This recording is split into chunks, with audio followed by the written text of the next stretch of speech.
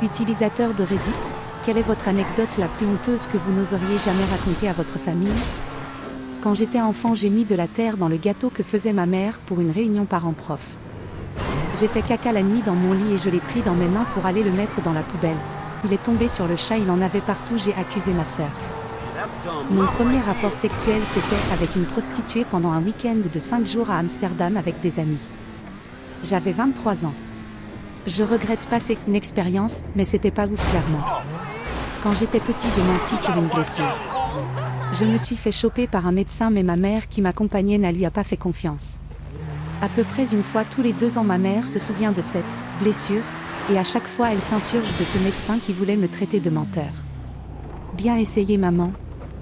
Quand j'étais en 3e, j'avais de mauvaises notes et mon prof principal était mon prof de français. Il a demandé de rédiger notre meilleur souvenir dans une rédaction. Je me suis mise à raconter mon souvenir avec mon ancienne amie tragiquement décédée dans un accident, à quel point elle me manquait, etc. Il m'a pris en pitié le reste de l'année en étant extrêmement gentil avec moi et ne comptant pas certaines fautes parfois. Le souci? Elle n'avait jamais existé, cette fameuse amie. Le karma m'a rattrapé puisque j'ai fini par réellement vivre le décès tragique et inattendu d'une personne de mon entourage de façon prématurée.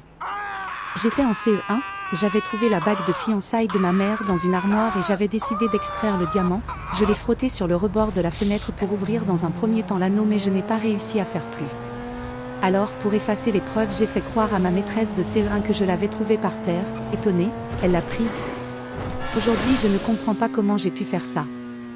On décide avec des amis de regarder Inception en fumant de la weed dans ma chambre, expérience assez étrange vu comment le film te retourne déjà la tête.